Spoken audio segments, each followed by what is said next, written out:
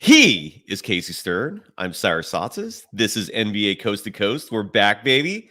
We're talking hoops. Casey, let's have fun, brother. I've missed you. Really? I love hearing that. That feels good. Well, let's make everyone else feel good now. It's NBA Coast to Coast.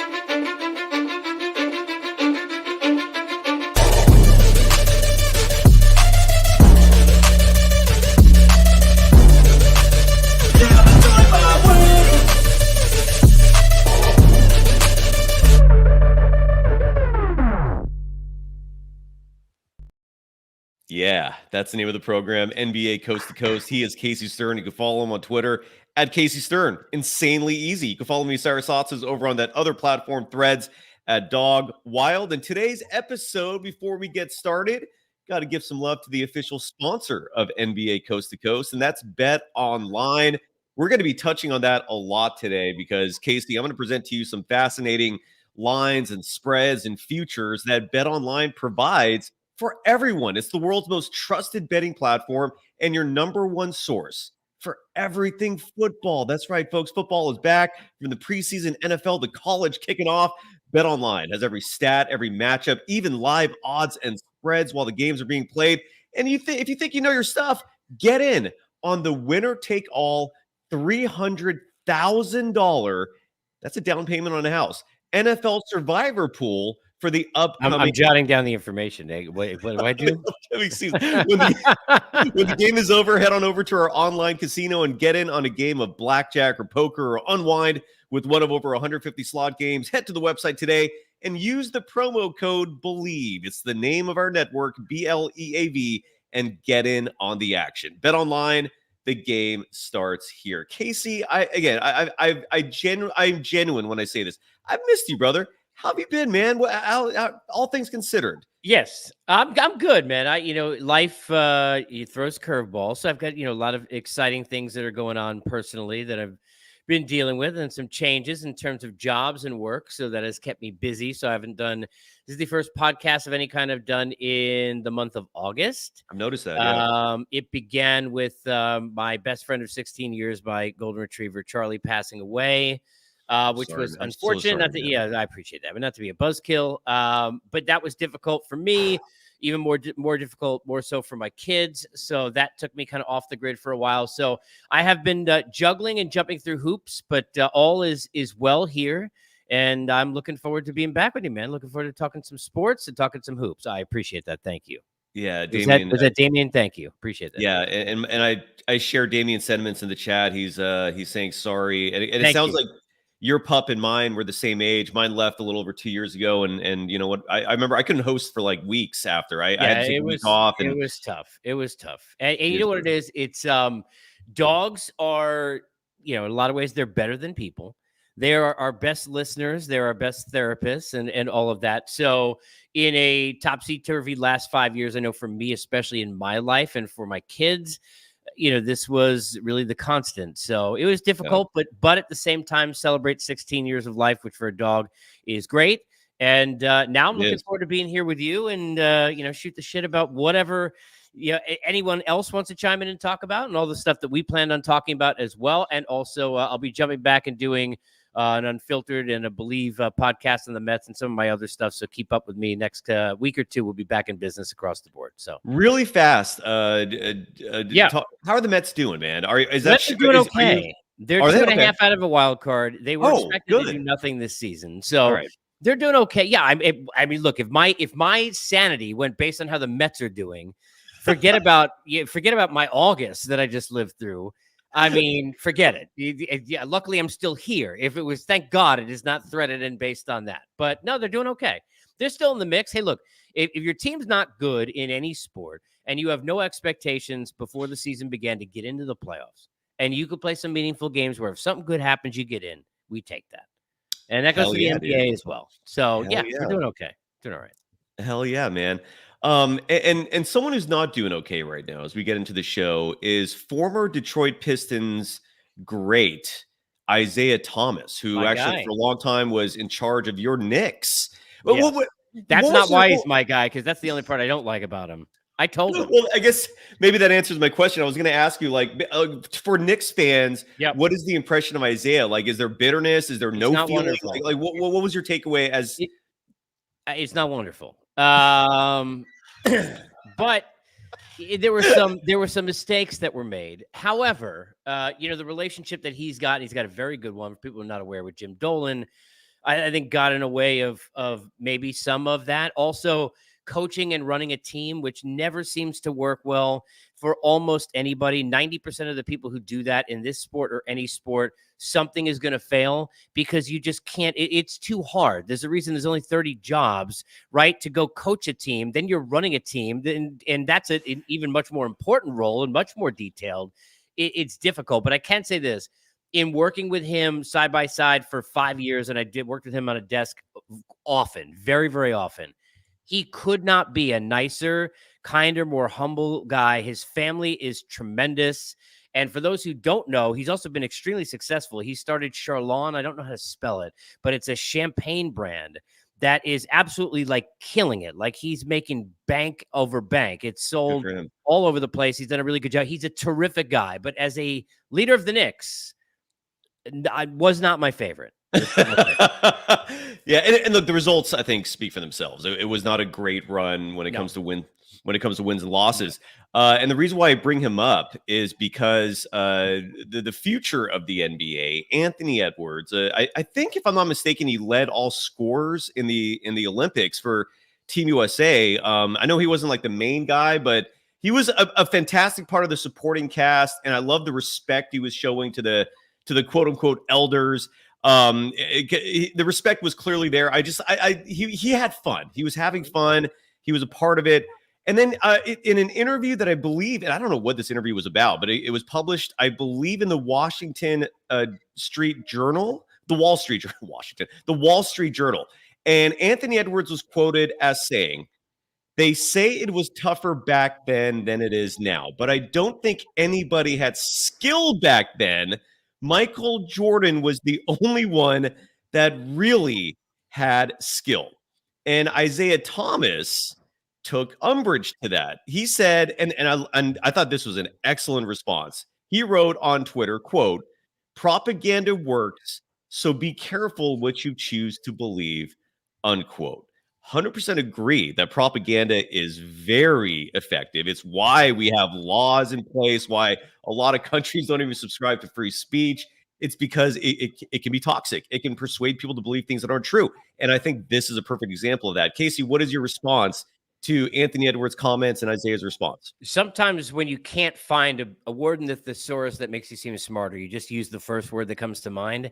It's dumb. It's just really stupid. Smart people say stupid things, and I believe that. You can be the right kind of person and do the wrong thing. I believe that too. He's a guy who's got a ton of swag. It's why he was able to do what he did. Look, he tired out a bit, but look how much he carried Minnesota down the stretch last year and what he did with them, right?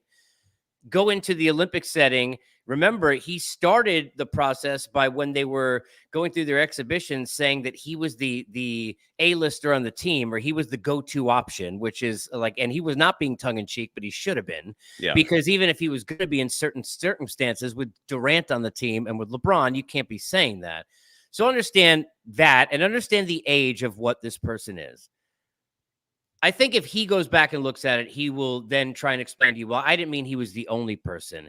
Because if he does mean he's the only person that had talent, talking about MJ, then it's really extraordinarily effing dumb. And then it gets even worse than dumb. Because we know it really, the conversation to be had is, you hear this all the time from athletes in any sport. Those who came before them weren't as good. They didn't work as hard. They weren't as talented. They weren't as athletic. They couldn't do what we can do. And those before say, those now have it easier than we had it. They couldn't hack it. They couldn't do. And there's some truth in all of that. But the conversation here is actually, how accurate is it to say, how accurate do you think it is to say that back then they being the league, didn't have as much talent? Because that's a conversation. The idea that MJ is the only one with talent is just, again, can we just, dumb is spelled, it's not DUM, which if you said something like this, you may think it is. There's a B on there. Just thought you should know. I like you said, I like that. And just to give the folks some context here, I pulled up some of the All NBA teams from the '80s, and I'll start with '89-90, to paint a picture of the quote unquote lack of talent in the NBA besides Michael Jordan. The first team All NBA in '89-90 was Charles Barkley, Karl Malone, Patrick Ewing, Michael Jordan, and Magic Johnson. Dude, Anthony Edwards comments, just Magic Johnson alone is a blatant insult. I mean, how could you say Magic doesn't have talent, let alone any of those players? Second team, Larry Bird, Tom Chambers, who had the most unstoppable play in that old NBA game. I don't know if you ever played that thing back in the Nintendo days. I did. The Tom Chambers dunk from the three-point line, Akeem Olajuwon, John Stockton, Kevin Johnson of the Phoenix Suns. And then the third team, Chris Mullin, James Worthy, David Robinson, Joe Dumars, one of the greatest defenders ever, and Clyde Drexler. Yes. You're sitting here telling me that any of those players, it's insane. You mentioned 8 of the top 50 players ever in there that crazy. I counted. You had Malone, Drexler, Barkley, David Robinson, Magic Johnson, John Stockton, and maybe I'm missing one. At least 8, if not 9, of the top 50 players ever. So the idea that you're saying this is just not you, but him is just dumb. Yeah. But what's worse about it is you can't respect the game you're playing if you don't respect the hell out of the people who came before you to do it. You can't be respecting anything you're doing if you don't respect the people. It's like a kid not respecting a parent. I mean, honestly, Larry Bird, I'm sorry, you never heard of him? Like, how stupid is that? It's just dumb. The game was different. Now, ironically, the first part of what he said is true. It was a tougher game back then. Oh, yeah. It was a way to, now, it might not have been as pretty. It might not have been as fluid in some ways that people think. Although, to me, I'd rather you pass the ball than play all the one-on-one BS we're doing now a lot, right? So I think there's a give and take, but it definitely was tougher. And you go ask people, because I've worked with those people, and you go ask them about the two-a-days and the practices they went through versus the forget practice, I'm not going to do it, and I need to be out of games once a week because I got to get through a season. Those guys were playing every game, were always hurt, and were practicing 10 times harder. If you ran through a practice now the way they did in the 80s, and you were a coach, you'd get arrested, like for assault. So, yeah, Anthony, you're right about part of it. They were way tougher back then. And, oh, by the way, if you're not sure that they were tougher back then, go see if anyone in the 80s said, you know, in the 60s, no one was talented other than Bill Russell. like how stupid is that? Sorry. And I like Anthony Edwards. He's just incredibly dumb. Same. I'm 100% with you. But exactly. That was, and just to give some context here, the 1969, I've all these all NBA teams in front of me right now. In 69-70, there was even talent back then. The first team was Billy Cunningham of the Sixers, Lonnie Hawkins of the Suns. I'm not that familiar with his game. Willis Reed of the Knicks. He's pretty good. Walt Frazier of the also Knicks. Pretty good. Jerry West of the Lakers. He was decent. Dude, a second team, Kareem Abdul-Jabbar, John Havlicek, Gus Johnson of the Bullets, Oscar Robertson. I don't know who Lou Hudson of the Hawks is. The point is, and they didn't have a third team back then, but the point is that there's been talent from the beginning to now. It is the young kids. Look, Anthony Edwards was born, and this is crazy, Casey. It always blows my mind that people now call the 1900s an era that people were born in. That is wild to me because Anthony Edwards was born in 2001. So it's crazy, right? I mean, it is crazy. I was well out of college. It's bad. That's terrible. But it makes you understand it, right? Yep. And it makes sense because look, a lot of the young athletes now they're on TikTok watching things about themselves. They're not out there learning about what happened before them, and that's part of the problem. Now, that doesn't mean that makes Anthony Edwards not a great player, because he is a great player and a great talent. But if in 20 years somebody is like, hey, Kevin Durant was the only player who had talent in, this decade, that sounds just as dumb as this does. So, but there's jealousy. It's all jealousy. And it's jealousy in both ways, by the way, because the older players are also jealous of some of the money that gets thrown out there now. Oh, yeah. They're jealous of how easy these players have it now. I mean, but so it's back and forth, but there's no perfect. It's like anything else. There's no black and white answer. There's a lot of gray because, it was tougher back then, but you still got tough players now. And, there's a lot of talent now. Now, look, the one thing I would say is, I'm curious your take on this. Overall, not Michael Jordan being the only one, there's more one-on-one ability from your top level talents now, probably, especially with when you talk about, look, we're talking about 20 years of, all these dribbling expeditions, things Steph Curry's doing, for example, for so many years, with his dribbling and shooting and all that, the things Kyrie does before, they weren't doing that back then. It's different now. So there's more of a show with that. And there's more of a, hey, well, let's all stand over here. And everything's about, look, the pick and roll. Look how different that is now compared to the way it was then. But I do think one-on-one talent and like unicorn abilities, there may be more players now in total than there were at the top of the level then. That I would say may be accurate, but a lot of people would say they played a more beautiful brand of basketball offensively in the 80s than they do now because they actually moved the basketball, which I know sounds crazy to a lot of players who are young and watching, and they just think you all stand over here and I'll just do a step back. Like it wasn't like that in 1985. Do you want to hear real fast before we move on from this topic who the last All-NBA team was before cocaine was pretty much eradicated from the NBA? The 1978-79 All-NBA team. Some of these names you'll know. Some of these names are a complete mystery to me. Elvin Hayes of the Bullets. Yeah, of course. Fantastic player. I am not familiar with Marquez Johnson of the Bucks. Are you? Yes, he's an announcer now, I think, for somebody. Yeah, but as a player, not as familiar. No, he was a first-team All-NBA forward from the Bucks. Yeah, Moses Malone, I think we all with. George Gervin, aka the Iceman. Paul Westphal of the Suns, right? Yep. Fantastic offensive player, certainly. Second team, and this is where it gets a little strange to me. Bob Dandridge, I've heard the name, but I don't know much about his game. You? Name, yes. No. Game, no. Same. No. Walter Davis of the Suns. I have no clue who that is. Don't think so. No. Is that Hubert Davis's dad? I don't know. Could be. Kareem Abdul-Jabbar. We all know. I've heard of him. Yes. Phil Ford of the Kansas City Kings. Yeah, that's another. I think did he become a coach? Because there's a Chris Ford that was a coach. I think maybe a Phil Correct. Ford. That's what I'm thinking of too. Yeah. Or you could just drive a Ford, which I have in the past. There's a reason it's found on road dead for those who have one. Go ahead. And then the last one, because they don't have 3 teams yet at this point, World Be Free of the San Diego Clippers, the San Diego Clippers. And side note, by the way, one of my pieces of writing that I'm proud of, I published this back in 2014 or 15 for the Huffington Post, and it's still out there if you just Google it.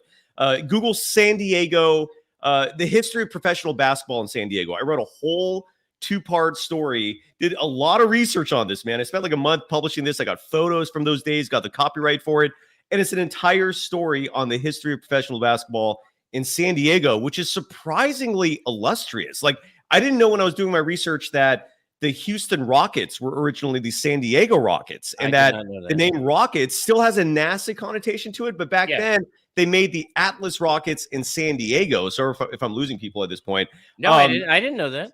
I didn't either until I did my research. Like Pat Riley was playing on that team. And then here's another really weird one. The Golden State Warriors, for 1 year of their franchise history, shared Oakland with San Diego as their home. And it was a lot of that. This was back in 1971, and a lot of it was political because the Warriors were changing their name from the San Francisco Warriors to the Golden State Warriors, and they were using that Golden State name to cover the entire state, although in reality, it was a ploy to try to get the city of Oakland to build them what became their arena. And they threatened to move to San Diego, and they were using other cities as leverage. But with that said, for 1 year, the Golden State Warriors called San Diego home.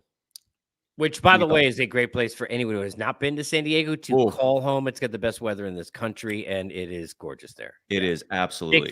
Big fan. Absolutely. You've nailed that on the head. Talk about a place to take your kids, man. That is a talk about a place to take me.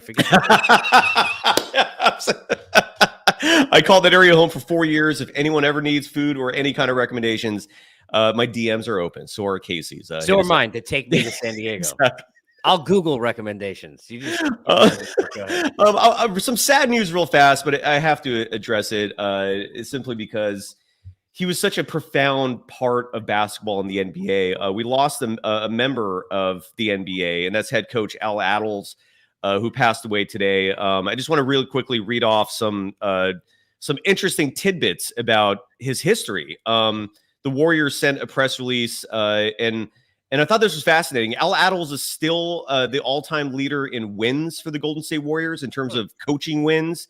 He currently has 38 more wins than Steve Kerr. So Steve Kerr could take over that title this year.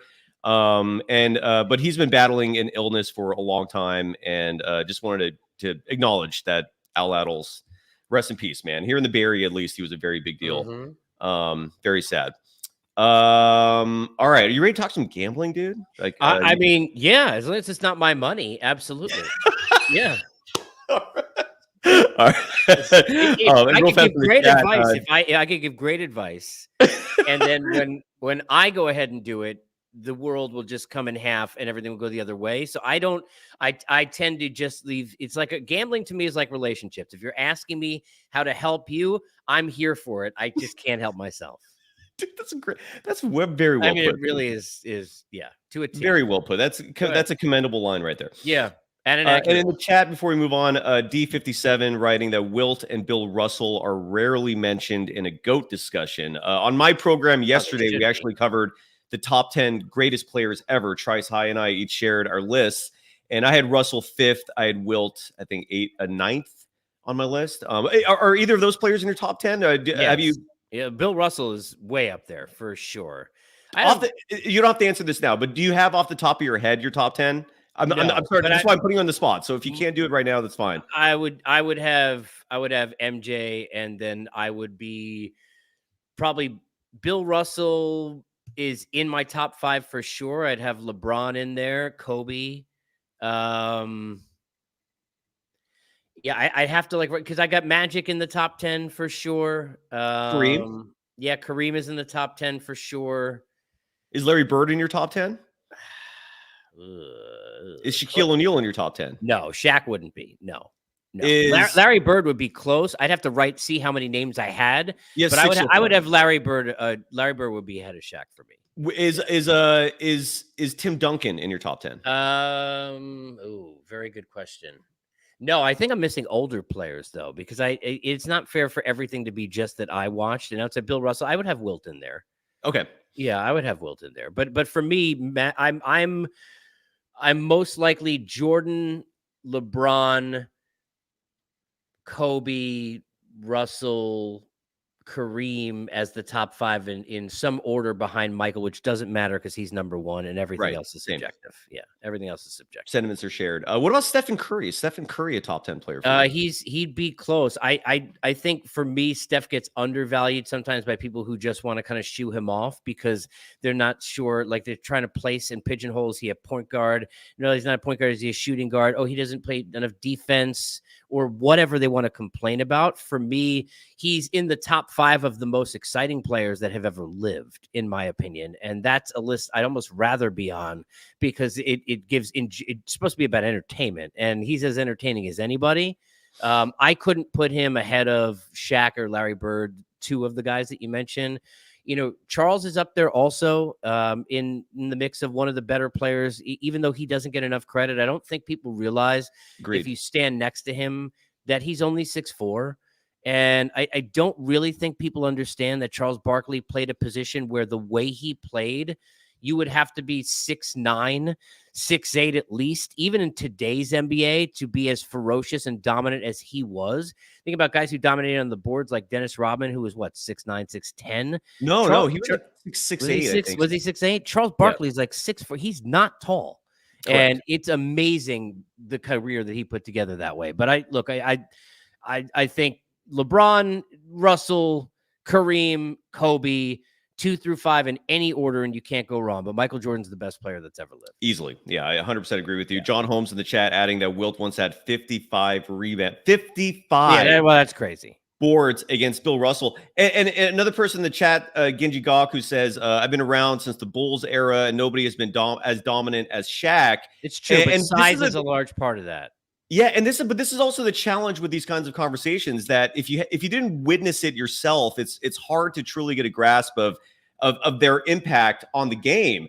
Now, with that said, sorry, I'm watching these two massively huge trucks trying to pass my house right now. Anyways, but Rick Barry, who my broadcast partner on the Rick Barry show, and when I hear him talk about the dominance of Wilt, I defer to that, right? I mean, he literally played against them. He experienced it. And I've talked to other old timers about this, and they all have it's a universally shared opinion that Wilt was just such a dominating force.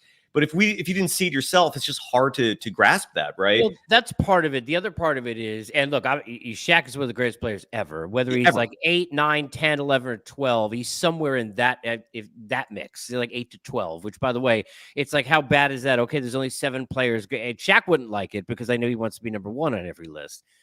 But as far as dominance is concerned, I think one of the things that Shaquille has going for him is he played in an era with Hakeem Olajuwon and David Robinson and Patrick Ewing and Alonzo Mourning. And there are others that I'm missing who were at the top Eaton. Who are at the top of their game. Brian Big Country Reeves, no. But who are at the top of their game, but also atop the lists of all lists. I mean, these are some of the greatest players ever. Did Wilt have as many of those guys who could do the kind of things? I mean, people don't really respect it enough, but you look at Olajuwon, who, if he had played in a little bit of a different era, would have been hitting threes, because he had the kind of shot where it's just, you were never doing it in his day. And he would have elevated his points. I don't think people realize how great Hakeem was. Not you and I, but a lot of people maybe who are younger, who did not see him play, the touch that he had. But when he was straying that far away from the basket, it wasn't like Shaq could just stay defensively and hang around in the paint under the hoop all the time. A lot of these guys we're talking about, Patrick Ewing was a guy who would take 18-foot shots all the time when you used to do that sort of thing. So I don't think in some way Shaq gets enough credit, but I wouldn't put ahead of Wilt and Kareem in my list. No, I would. Yeah, totally with you. Adrian Gutierrez writes his top 10 is Wilt, Jordan, Magic, Bird, Dr. J, Hakeem Olajuwon, Kobe Bryant, Steph, LeBron, and Bill Russell. On my list, in that order, like, you can't have LeBron behind. I don't know if it's that order. Okay, maybe it is. I don't know. Okay. I'm asking Adrian, because then I think it's a great list, but you can't, like, I'm not trying to be like the pro LeBron guy, because it's more from like in years of having to defend him, even though I don't think he's MJ. He definitely got to be ahead of Hakeem Olajuwon on a list. Yeah, and my list, the two, like, for starters, when Steph won his 4th championship, I bumped Shaq out. Steph got into my top 10, bumped Shaq out. Shaq's number 11 on my list now. The only replacements on this is I have Tim Duncan in my top 10. Five titles, man. I mean, he was part of a 14-year from 99 to he was dominant for almost 2 decades. It was incredible. And then the other player that I have in here, so I replaced Dr. J with Tim Duncan, and then I don't see. Oh no, Bird's in here. So Kobe Bryant is. Oh no, Kobe's in there too. I'm trying to see who else is. Anyways, I'll look at that later. But that's the other thing I'd throw in there, and we're having different conversations. So I'm tangent taking a bit, but we do these lists based on a lot of times accolades, right? Like acquiring over this many years what you've done, and then you try and take those 2 pieces and say, okay, well, which one was better at their height, or what position did they play? If Kevin Durant continues to do what he's doing and the way he plays, is he to me, Kevin Durant is one of the most talented players that's ever lived. Yeah. I'm sorry. Like, at his, I don't think people, it's like he's basically 7 feet tall, and like what he does is just ridiculous. And we're going to talk about Shaq, right? And I love Shaq, but he was given all of that size and he used it. It wasn't like he couldn't shoot free throws. He didn't have a great offensive game. He wasn't like, gazelling down the court necessarily. God bless you. I love you, Shaq. Kevin Durant at that size, what he does is a 1-of-1. So, where does a guy like that fit in? Are we worried more about the amount of points that he's compiled?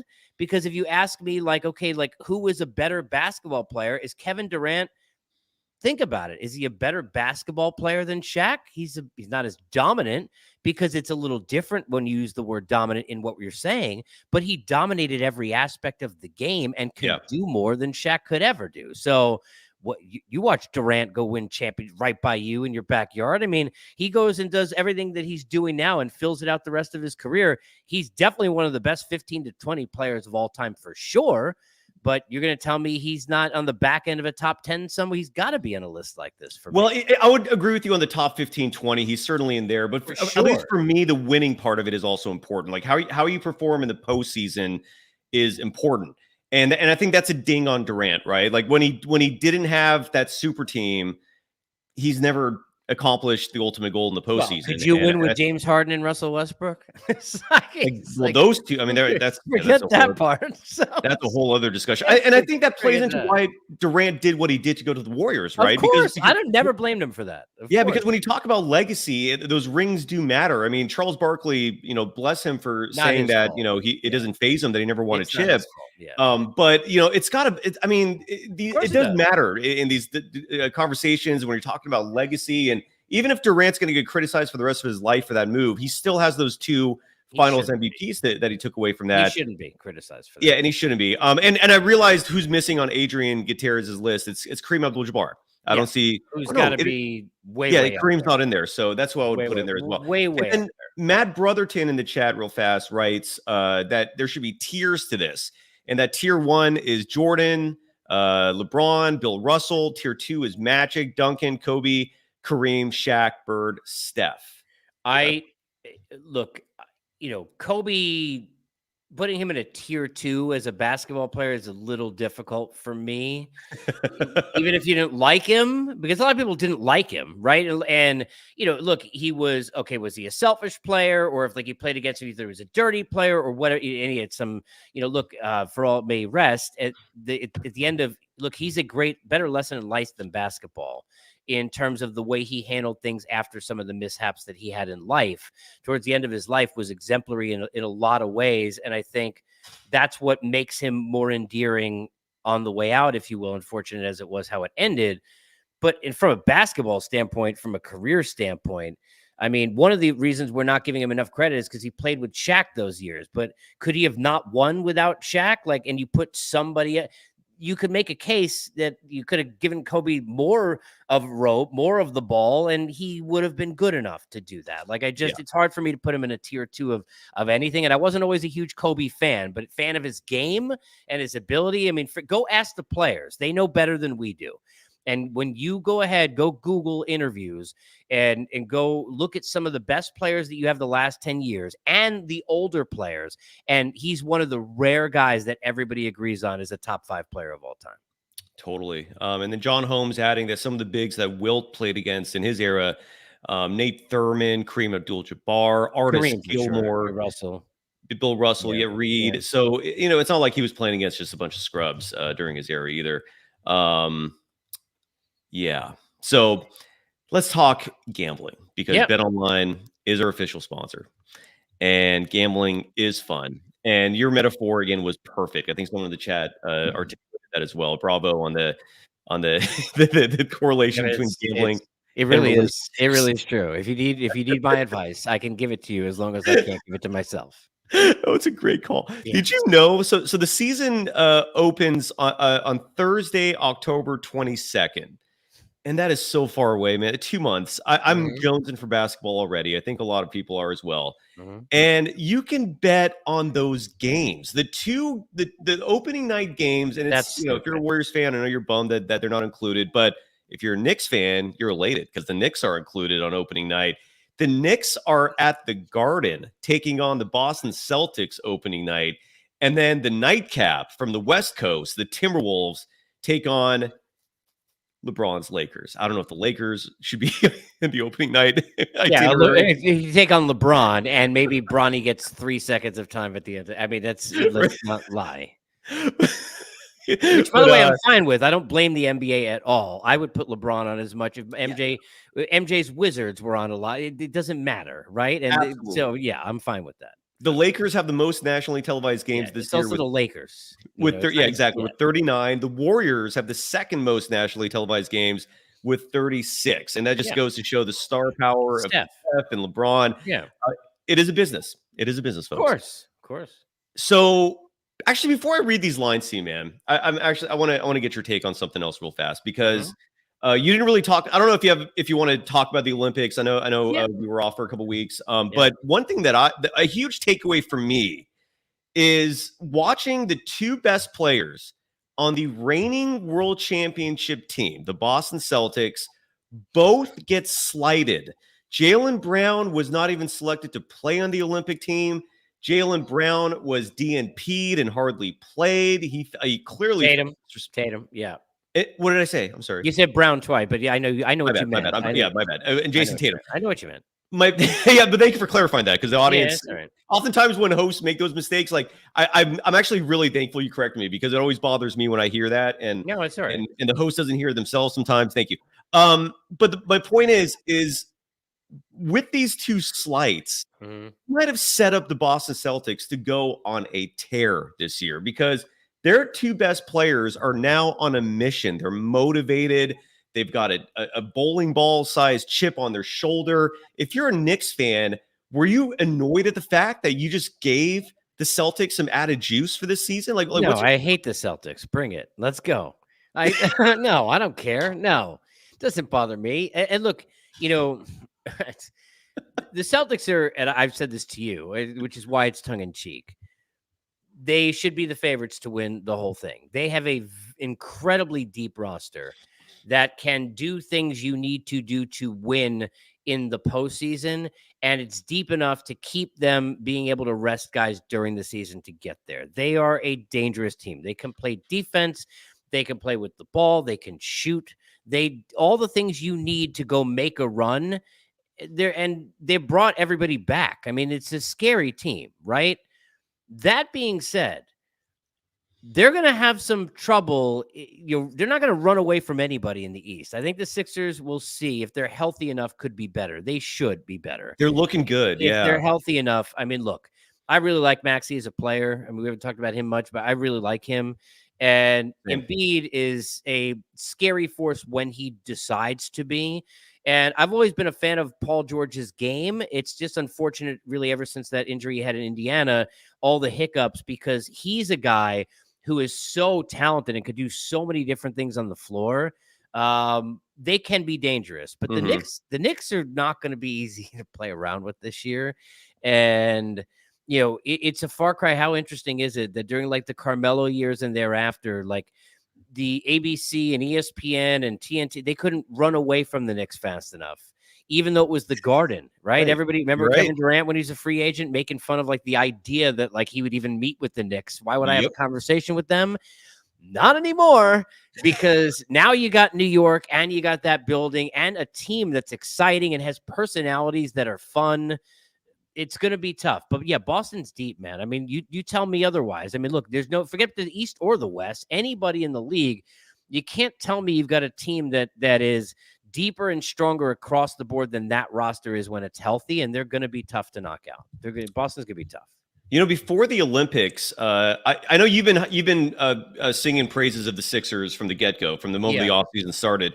I was skeptical. I didn't think the Paul George signing alone was enough to put them in the same caliber as the Celtics and the Knicks, who to me are the top dogs in the Eastern Conference.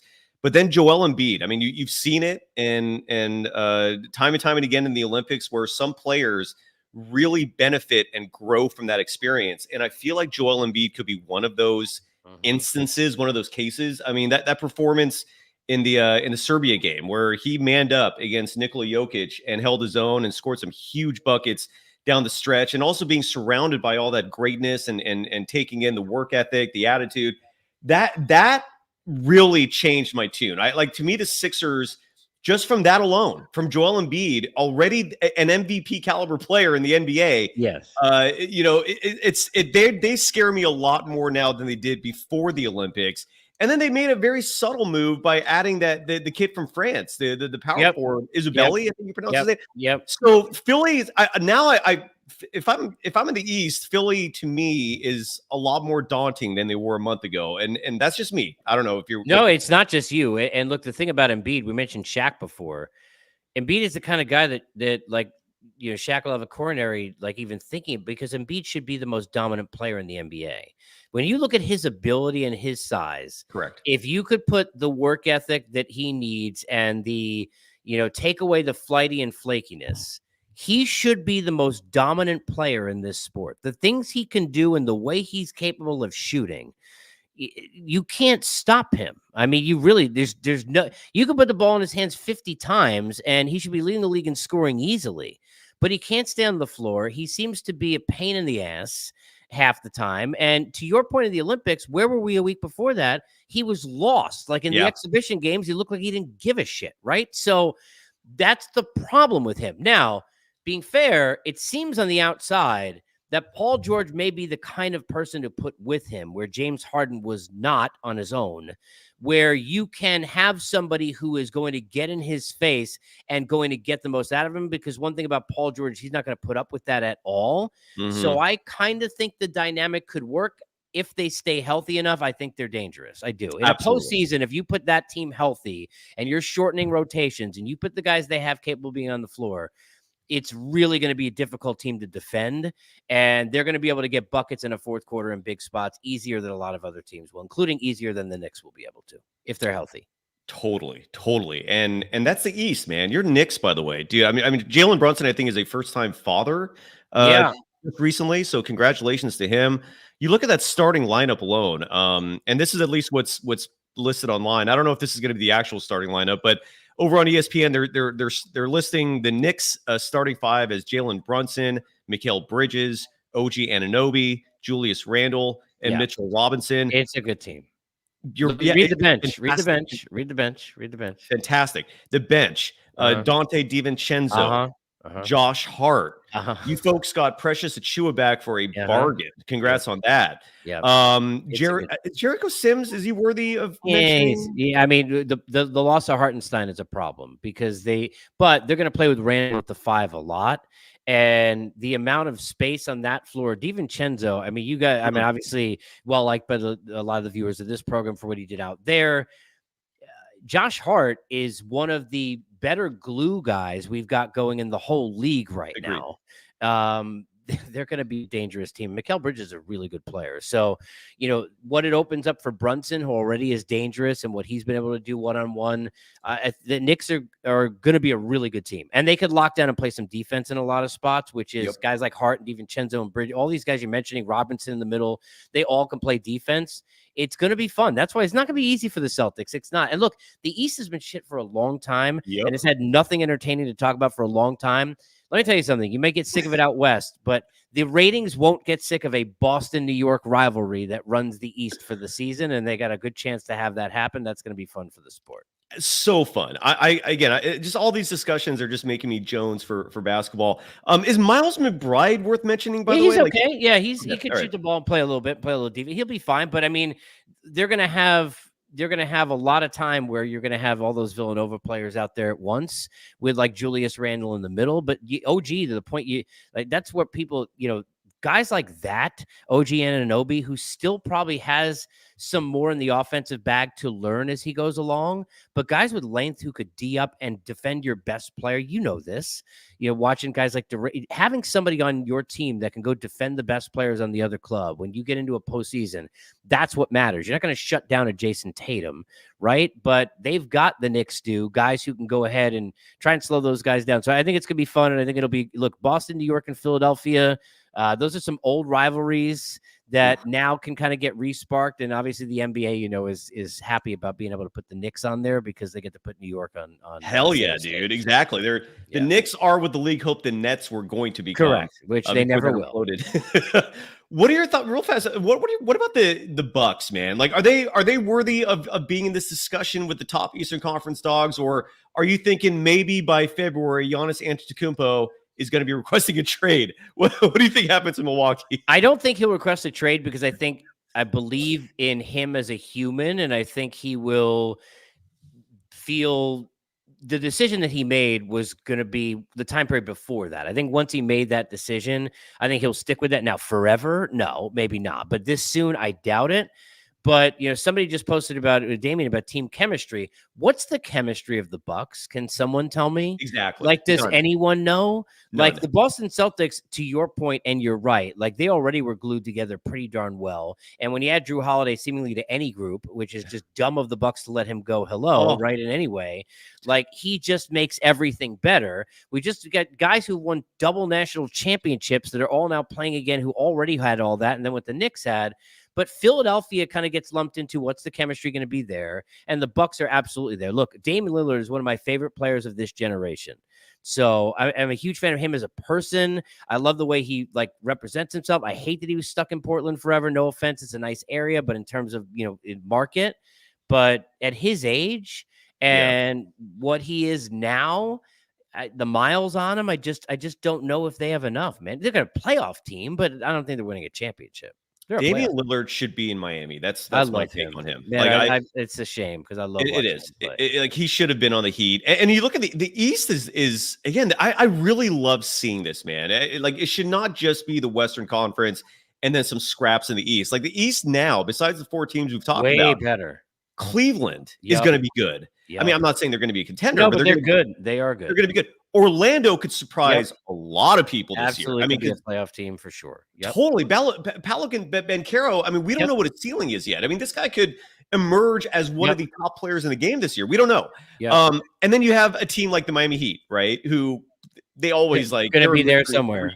They're in there somewhere. They best coach in the NBA.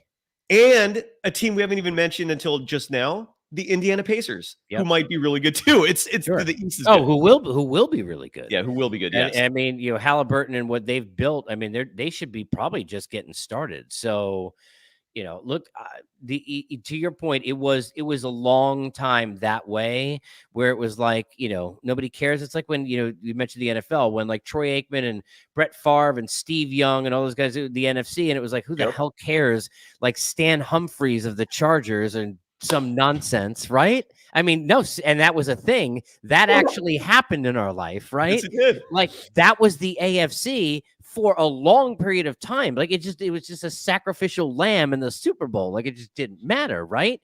It was like 83 to 97. I think it was NFC nonstop. So it's to your point. I mean, and the East was this way for a long time.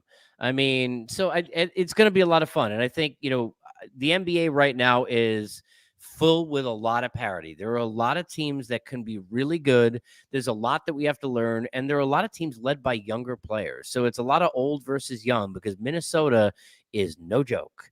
Exactly. I mean, they're just the Oklahoma City and what they've done. Like some of these teams, are no joke, and they're going to really contend in the West and give a lot of those top teams with some older players a run for their money down the stretch of this season. It always feels good to me when you see decisions that actually make sense, that are logical, because they're just, for every sound decision you see in this world, you get like 5 that just make absolutely no sense. And the reason why I bring that up is because thank you NBA for just 2 years ago, maybe 3 years ago now, introducing the play-in concept, right? Yeah. Like that was revolutionary. Like until that happened, you had so many teams tanking by the 2/3 mark. You don't see that anymore.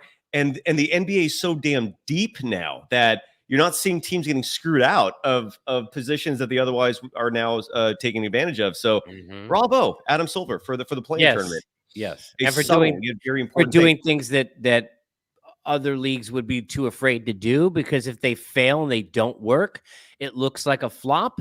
But the NBA is never afraid to do that, and that league has always stood apart because of that. Major League Baseball is way in the back, like 7 miles, but NBA has always stood apart for that reason. Do you agree with Damian LaRoche in the chat, who, by the way, is a Golden Dazer? That's a membership club now that's introduced with Golden Days. My side of things here on NBA Coast to Coast. So if you ever want your chats routinely featured on my program, and Casey, at some point, hopefully you'll get your own thing going with club memberships and all that good stuff. But I think it's like $2.99 a month. You will have your chats featured routinely. Damian LaRoche in the chat, a Golden Dazer, writes, quote, "They took a page from the MLB. With the wild card. An MLB expert and then some. Is that a fair assessment?" Ish. I mean, they used to have the 1-game wild card. Now they have a 3-game series, but that was something that was instituted to get other teams in the mix and get smaller cities in the mix and to make it feel like a game 7 before you play game 1. And it's especially, look, the NBA postseason is the longest, most drawn out process in the history of mankind, in large part because of television. Like you shouldn't take 2 weeks to play 7 games, but it seems like that happens all the time.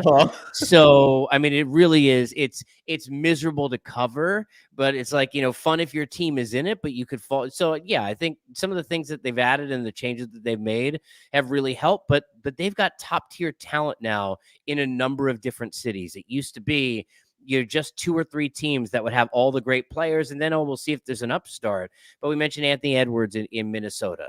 And we haven't even talked about Luka Doncic, right? And Kyrie and now Clay, who are in Dallas, right? And you think about, Shea Alexander, right? And all these different stars that are now, you mentioned Paolo Banchero, right? All these guys who are in smaller cities, right? And not playing for, the Lakers and the Celtics like the league used to be like forever, or then Golden State or whatever. So it's fun, man. And I think it's gonna lead for a little bit of a crazy season. And it's what makes the offseason great and what makes the trade deadline now great, because so many different teams have a chance to make that one tweak or that one move that can then propel you. We used to say, now I'll ask you this, and I know I'm getting outside of the gambling thing, but who cares? This is what happens. We used to go. What happens with 2 people who are just riffing and having fun? This is what happens. We used to go into an NBA season often and say, and I know we used to do it at Turner. Like I probably did it on the air, but we did it off the air all the time. How many teams do you think can actually win the championship? And usually there were like 5 that you legitimately could even. And 2 of the 5 were probably okay if this happens and then that happens. Now you look at it, there are a bunch. Yeah, you're right. Because in the West, I don't even know who's going to win the West. Do you? I mean, I could give you probably 5, 6 teams that can. So if I don't even know who's going to win a conference or a division or what the seeding is going to look like, now all of a sudden it opens up. I don't know who's coming out of the East. Am I guaranteed that it's Boston? I'm not. No. Right. No. So all you need one injury to one of those 2 players, and then all of a sudden it's not. Right. So I just think we've opened it up to being. Even if you have a super team, like if we entered, some super team of the Warriors aside, because nobody I've seen would have beaten that team. Nobody. Okay. As even with Jordan's Bulls, they wouldn't have beaten that team. I don't think. I actually disagree with you there, but we could save that for another day. Save that for another day. I don't think so. But most super teams now, even if you walked in and could create one, they're not waltzing anywhere because there's just so many teams that have a lot of talent. So NBA is in a really great spot. Really good spot. It is, man. And you saying that in the old days, whether it was 10, 20 years ago, whenever, that you could name 5 teams that were legitimate contenders. I think that's generous. I think in years past, you'd maybe have like 2, 3. It was like a foregone conclusion. And this was the era of dynasties, and we're seeing that come to an end right now. But I like that you brought that up. Like, who are the actual contenders? I'll list the teams, and you tell me if you agree or disagree with everybody I'm going to mention. In terms of legitimate title contenders this year, in the West, I see OKC. Yeah. Dude, Denver's a tough one. I'll still list Denver, even though you have to, because you have to. Yeah. So OKC, Denver, Minnesota, Dallas. I weirdly now will say Phoenix, just because Devin Booker is another player who I think benefited tremendously from that Olympics. They have the talent. They have the talent, and him and Durant getting the chemistry with the Olympic thing. They have a talent. They got Tyus Jones for practically nothing. So anyway, those are my contenders in the West. Yep. And then in the East, Boston, New York, Philly. Yep. Yeah, that's probably right. I like Indiana, I like Milwaukee. Those teams could they get to an Eastern Conference final? Or yes, but I don't think they're championship. But yeah, there's 8 teams you just mentioned. It's crazy, and it could be 10, right? Because you just said the Bucks, maybe. You didn't mention the Bucks. We didn't mention. Look, the Lakers aren't winning a championship, but my point being, we didn't mention a team that has LeBron on it. So you've got excitement from teams, right? We didn't mention Steph, and we didn't mention the Warriors. Exactly. So think about how many different teams there are that are appointment viewing now in the league.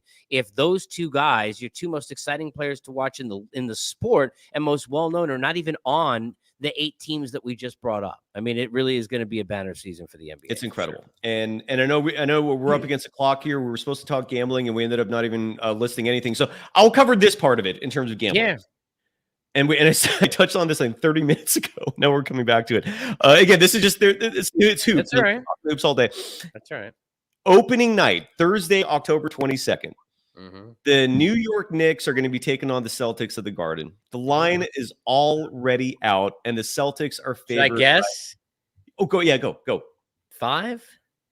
Ding, ding, ding on the dot. Oh, is it? And totally guessing, but exactly what. That's a good guess. It's a perfect guess. It's literally -5, and then the over/under is 221.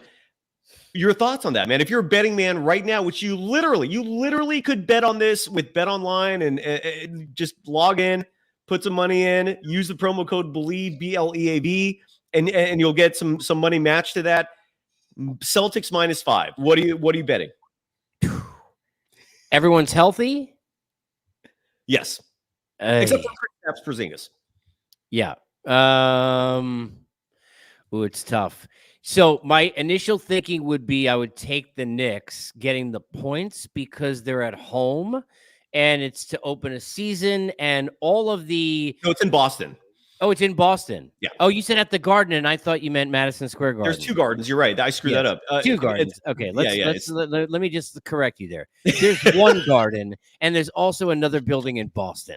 Would the Boston fans agree with that though? Like if you said I don't that really to them? give a shit, to be honest with you, because sounds good. Okay, sounds good. Because if we're being fair, Boston Garden is known for the Celtics. Madison Square Garden is where the biggest fights in the history of planet Earth have ever happened, among 900,000 other things. I will defer to you on this 100%. If we're being fair, like in terms of overall, or sorry. But that so being this said, is on the is it called the parquet? Is that what they call the floor? And I thought Boston was favored by 5 in New York, which I'd be fine with because they were still the champions. In Boston, I would probably take the Celtics, and 2 reasons. 1, because that's a really tough place for anybody to go into in that spot coming off a championship with all the things you mentioned, and they know New York is going to be their... Absolutely. Yep.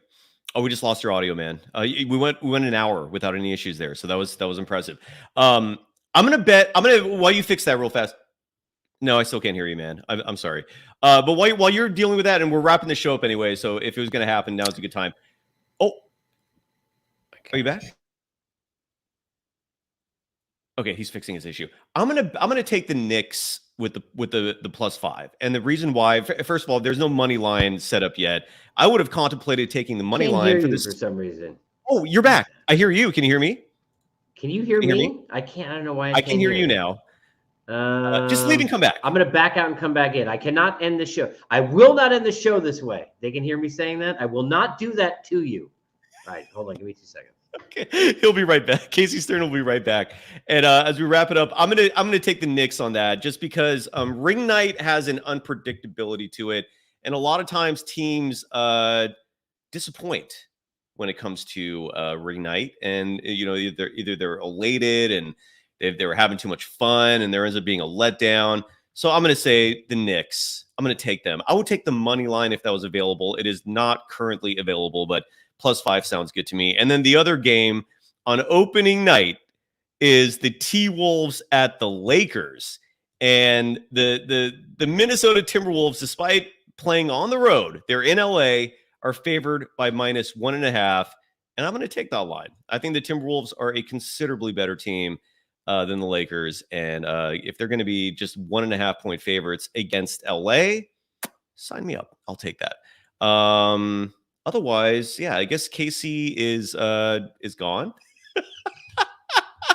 So that's it for the program. Although he did say he doesn't want to end on that note, so I'll give him one more second.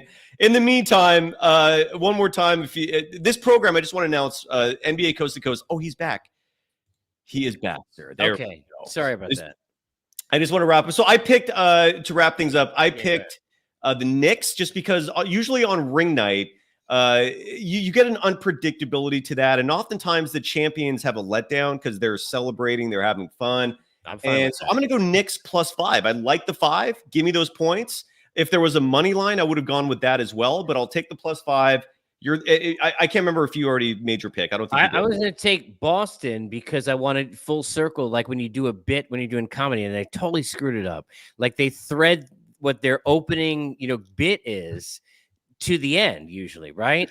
Right. So because I tried to explain to everyone that I'm aware that if I bet the opposite will happen, as a Knicks fan, I'm going to put out there that I take the Celtics, giving the 5 points, because then I can't be wrong. Either I'm a genius or more likely, because I put that out in the ether and will lose some of you money, now the Knicks will win. But I'll take the Knicks. I like your logic. Yeah, it's sound. Good job. And the other That's game, the nightcap of opening night, I don't know if that's going to be on TNT. I don't know who's broadcasting it. It usually is TNT. You know what? I haven't even talked to you about that yet, dude. We'll save that for next week. There's plenty more to talk about. The Timberwolves and the Lakers. The Lakers are underdogs in this one. Minnesota is favored on the road by 1.5. The OU is 224.5. Yeah, Minnesota. Yeah, Minnesota. That's what I did too. Yeah, even in the first game of the season where the Lakers' age really shouldn't hurt them, I'm still taking Minnesota. Yeah, the Lakers are going to be interesting to see how the whole thing with JJ works, and is Anthony Davis performing well, and is he happy? You know, they've got Reeves, they've got other players. The Lakers are not a bad team. I do think people kind of crap on them and act like they're not. They're not going to be an easy team to walk through at all, but they're not nearly as dynamic as Minnesota. And I think when you talk about guys who have something to prove, Anthony Edwards takes the floor every game that way. And in that kind of a spotlight, he's going to be treating that like a championship opportunity to kind of show up the Lakers and LeBron, that it's his league now. I think Minnesota by 10. I like it. And the Lakers oftentimes have letdowns to start the season. So I'm with you. I like that line as well. Minnesota minus 1.5. To finish up the show, the odds to win the championship. We'll just list off a few teams here. Mm-hmm. The Celtics are the favorite, plus 300, which means if you bet 100, you'll win 300 on that. The New York Knicks have the fifth best odds at plus 850. Mm-hmm. I don't agree with the fact that the Sixers have better odds than the Knicks. The Sixers are plus 800. The Knicks are plus 850. And then the Thunder and the Nuggets are also ahead of the Knicks. I don't like that, man. I think Knicks at plus 850 is actually a steal if you're interested in betting on futures. Your thoughts? Yeah, I would agree with that. Where's Dallas? Dallas is right after the Knicks. They have the sixth highest odds at plus 950. Yeah, I think the Knicks and Dallas are two really nice bets in the mix that you just gave me, because I am a believer in Dallas this year. I am not a huge Kyrie guy with some of the antics and some of the stuff before, but he is really bought in with what's going on there. And as long as that stays a little kumbaya, and with what Clay can add, he does not need to add old Clay to this team. He just doesn't. Yeah. I'm a huge Doncic guy. I think he will win a championship during his career. I think that's going to happen. And right now, with a landscape that's kind of all over the place a little bit, because so many teams have parity, you look how close they were last year. Putting a few dollars on Dallas at that spot is not a bad decision, in my opinion. And they're plus 950 on that. Other odds for winning the title, the Timberwolves are plus 1,200. I really like those odds. Phoenix plus 3,300. That means that's crazy. Wow. That's a good one to me. Wow. And then the Warriors are plus 4,000 currently. They're right in the middle of the pack. The Miami Heat, the Sacramento Kings, the New Orleans Pelicans all have those same odds, plus 4,000. Is there any team that sticks out to you that you want to look up, or what's Milwaukee? Milwaukee to me is too high. Milwaukee has currently the 8th best odds to win the title at plus 1,400. Yeah. I'm not touching that. That's Giannis. Are they ahead of Indiana in those odds? Oh yeah. They're sorry, it's not good. It's not very display friendly. Otherwise, it would have shared the screen. So Indiana, their odds to win the whole thing, dude, this is disrespectful. Plus 5,000. Wow, that shouldn't. After the year they had last year, now look, I don't think they're winning the championship either. But you can't have them that far behind the Bucks when they went further than them. And look, it was injury riddled for sure. I don't think they would have beaten the Knicks, but they did. And you also could say, well, Halliburton was hurt, so we don't even know what happens against Boston. Even though they would have lost, it might have been closer and more competitive. That's not. That does not crazy. Seem the whole water, to use the it's crazy. So there's some good odds there for you, man. I think if you put some money down, you could win. I mean, and the beautiful thing about these futures is you could bet like 5 different teams and still cover your bases and win a lot, So like, let's say hypothetically, if you put 100 down on 5 different teams, I think you're looking at really good odds, like to still profit from that. So Again, Celtics plus 300, OKC's plus 650, Phillies plus 800, Denver plus 850. I wouldn't touch that. Knicks plus 850 as well. So the Knicks are actually tied for fourth. And then the Mavericks plus 950, and then Minnesota plus 1200, Milwaukee plus 1400, the Lakers way too high plus 2500, Memphis, who was just an afterthought last year, but with John Morant back, they're plus 3300, same as the Phoenix Suns. And those are all the main ones. So any final thoughts? What do you got coming up on your program now that you're making your comeback after taking a few?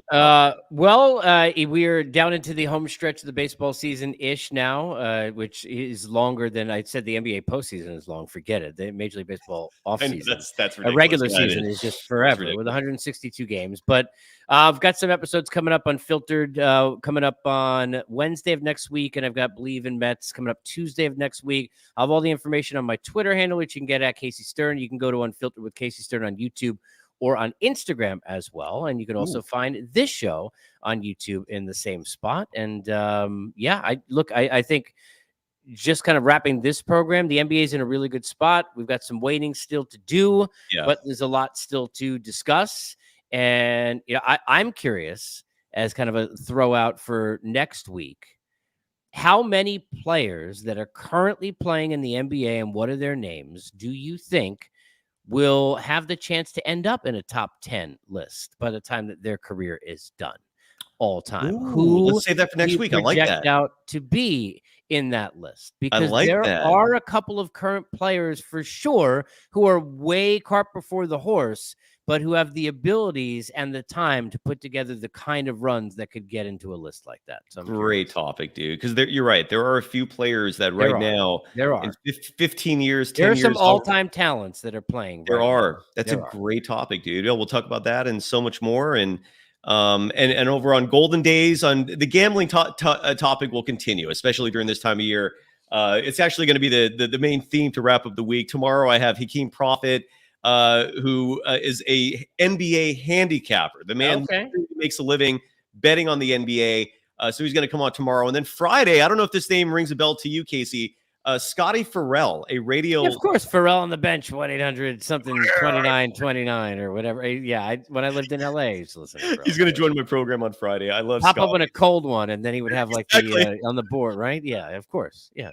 You say I love it. You know exactly what I'm talking about. Yeah, of course I know. Love you, man. Welcome. It's so good to have you back and to be hosting with you again, Casey. Thank you.